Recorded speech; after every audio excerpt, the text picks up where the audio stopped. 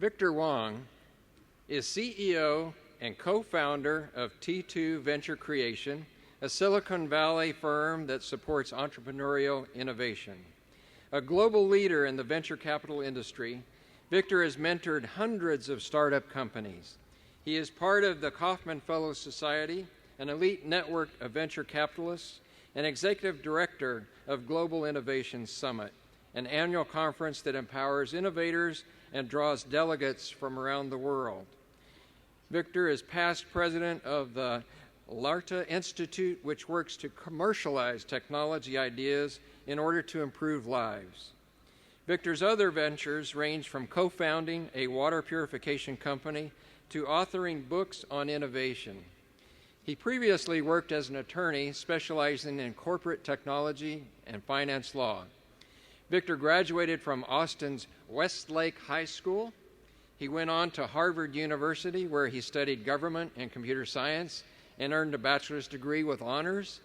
He obtained his law degree from the Law School of the University of Chicago. He's a strong advocate for education, for completing your degree and making a difference in the world, exactly what we're here celebrating tonight. And by the way, he also happens to be the son of ACC trustee, Dr. Betty Wong. Please join me in welcoming Mr. Victor Wong.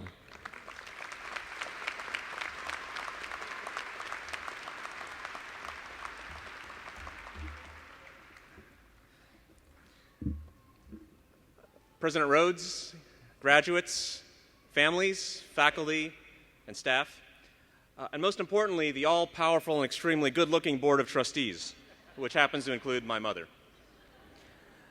Congratulations, graduates. You guys are my heroes. I know it's been hard to get here. For many of you, it's been harder than it should have been. I have deep admiration for what you've done. I'm moved by what your friends and family have sacrificed. Whatever I say here today is really lucky to be an asterisk in your life story. Now, for those of you from Oklahoma, an asterisk is the star below the number 7 on your telephone. I'm just kidding. I know rotary dial phones don't have asterisks. Almost every commencement speech can be summed up in a few pithy aphorisms. Be grateful, love one another, dream big, never give up, and change the world. I could say all those and be done. You might actually prefer that. But I don't want to give you a regular graduation speech. Your time is too precious for that. Besides, it's really easy for you to go on YouTube and see Puff Daddy's commencement speech earlier this year. He says just what I told you, but it's way more entertaining. Instead, I've decided today to give you 3 love letters. Simple, 3 letters expressing my affection. The first letter is from me to the city of Austin. The second one from me to America. And the third from me to you. So love letter number 1, Austin. Even though I don't live here now, the city means a lot to me. It's one of the first great loves of my life. It's where I came of age. It's how I learned to be a young man. It's where I learned some simple values, like the importance of handshakes and speaking plainly. It's where I learned the power of music, authentically expressed, like the cry of a steel guitar, or cowboy songs around a campfire late at night. It's where I learned to dream. I still remember going with friends to Enchanted Rock one time and counting over 30 shooting stars while lying on our backs. It was like we were on the prow of spaceship Earth. We had the whole world below us as we hurtled forward into the universe above us.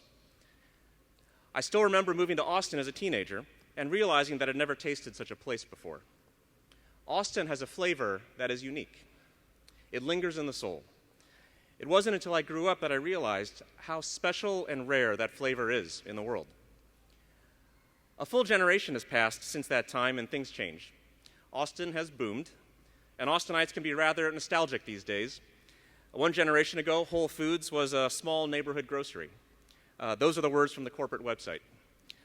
Today, there are over 360 such small neighborhood groceries around the world. One generation ago, South by Southwest was a bracelet you bought to go bar hopping and hear local bands play. Today, multinational corporations sponsor events at South by to market new products to millions of consumers. One generation ago, when I talked to people outside of the state of Texas, Austin was often confused with Houston. Now, Houston is sometimes confused with Austin. Sorry, Houstonians. Here's what I've come to realize. Austin was special because it was the edge of the frontier. Not just the geographical frontier, it was at the edge of cultural frontiers, a collision of different ways of living. The mashup of cowboys, hippies, intellectuals, and civic leaders created its own music that still echoes in the hills today. And each of these components played a role.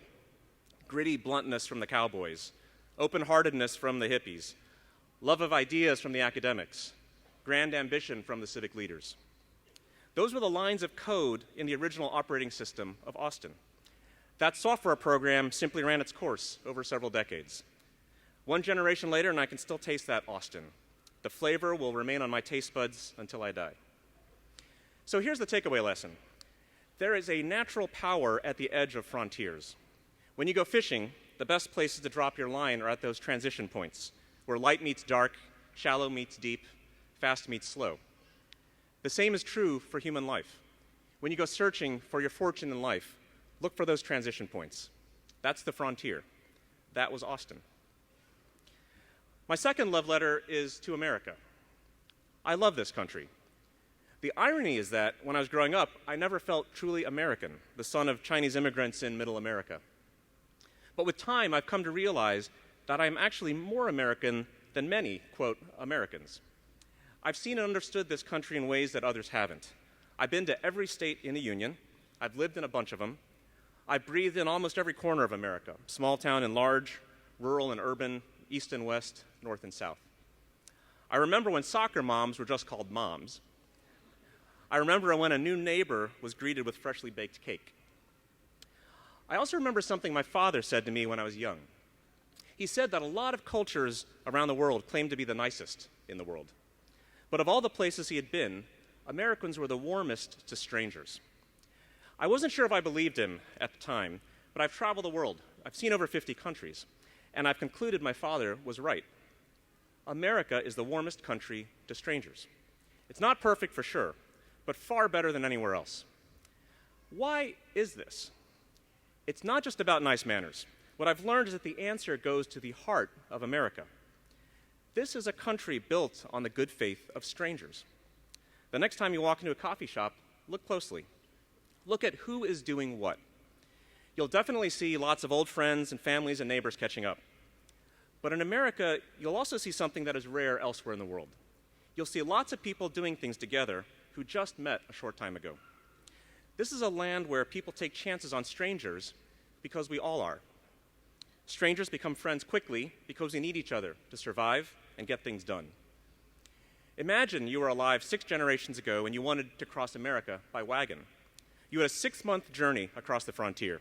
You risked starvation, disease, injury, and attacks. Before they started, strangers would form wagon caravans of up to 300 people they had never met before. They entrusted their lives to each other, taking the gamble that the unknown dangers ahead were still better than the world they'd left behind. It was the ultimate startup company. In comparison, a startup company today in Silicon Valley making dating apps sounds pretty ridiculous. Frontiers require strangers to come together and form teams to achieve common ends. The process is not always pretty, because strangers tend to disagree, distrust, bicker, and fight. But in the end, over the long arc of history, it creates something beautiful, like the collision of cultures that made Austin. The frontier story, I believe, is the American story, but it's also the reason that America is struggling today. We've already built a great society. We've conquered a frontier. But now, in the new millennium, Americans look around at each other and are saying, now what? When we have no more frontier to conquer, we start feeding on ourselves. Thus, we see infighting, we see polarization. We are suffering today from the end of the American frontier. So my love letter to this beautiful country ends with simply this. Don't let the end of the American frontier be the end of the American story. It's time to create a new American mission. After we've conquered the physical frontier, what new frontiers can challenge and bring this nation together? My third and most important love letter is for you. I don't know many of you personally, but I already know who you are. I know because we're all fellow human beings. You have some things you're good at. You have far more things you're bad at. You love some people a lot, others, not so much. You wish the world would work more the way you think it should. And you worry. You worry if you can achieve the life you want to be happy. You worry that I'm going to keep talking for too long. So here's a big secret. Most adults are pretending. Status, intelligence, beauty, wealth, achievement. The older you get, the more you see people pretending in little ways all the time. People drop names to make themselves look more important. They try to assert power to make the world seem less terrifying. They post pictures on Facebook to prove how exciting their lives are. In a society built on shifting frontiers, where we rely on strangers, we worry a lot about our place. There is so much uncertainty. It's human nature to worry. Our tendency as frail biological creatures is to pretend to be bigger than we are, or to run away. But I would ask you to fight this instinct. Your mission as a citizen of Austin, America, and the human race is to remake the frontier every day in little ways. This requires you to be comfortable with uncomfortable things. This is not easy. In frontiers, people often look different, speak strange languages, behave oddly, believe differently. Some of them will hurt you, but the vast majority of them won't. So to renew the frontier every day, what do you do?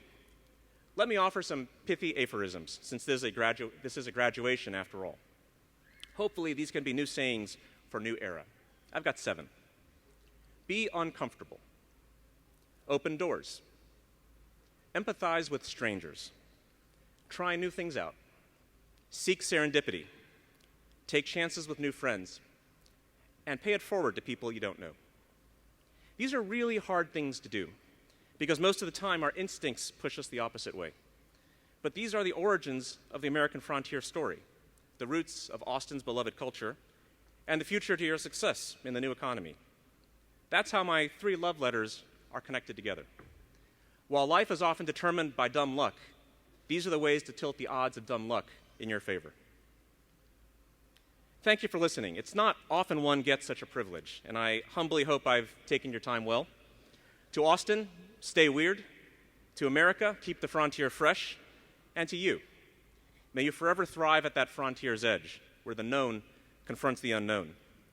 Best wishes, congratulations, and much love to all of you.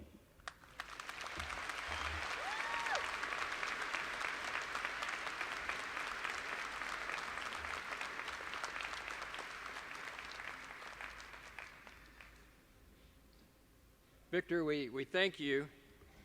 We'd like to present you with the award of Honorary Associate Degree of Austin Community College. It reads as follows. Be it known that Mr. Victor Wong, for his distinguished service and dedicated friendship to Austin Community College, is hereby awarded the degree of Honorary Associate of Arts, is entitled to all the rights, privileges, and honors appertaining to that recognition. In testimony thereof, the Board of Trustees has granted this honorary diploma bearing the seal of the college, done this 11th day of December, 2014. I would now like for the Chairman of the Board of Trustees, Mr. Jeffrey Richard, and Vice Chair, Dr. Vic Villarreal, to present you with the diploma, and Trustee Dr. Betty Wong will present you with a specially designed stole as an honorary graduate of Austin Community College.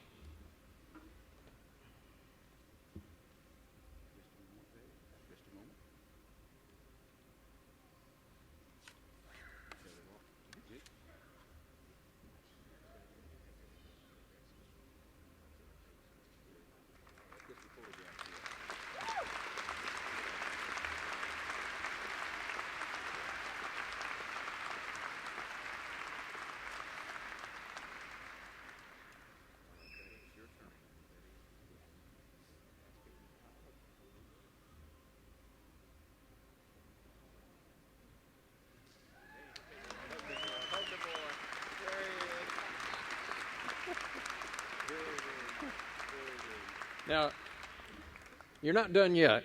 Along with this award of Honorary Associate of Arts degree, Austin Community College is designating $25,000 for the Austin Community College Foundation Endowment Fund to create the Victor Wong Endowed Scholarship. This will allow students for generations to come to benefit from your legacy as a supporter of higher education and help to strengthen our region by investing in our future workforce. Victor, we value your friendship, and we thank you for your service to our nation, our state, our community, and our college. We truly value you as a member and the newest member of the Austin Community College family. Congratulations.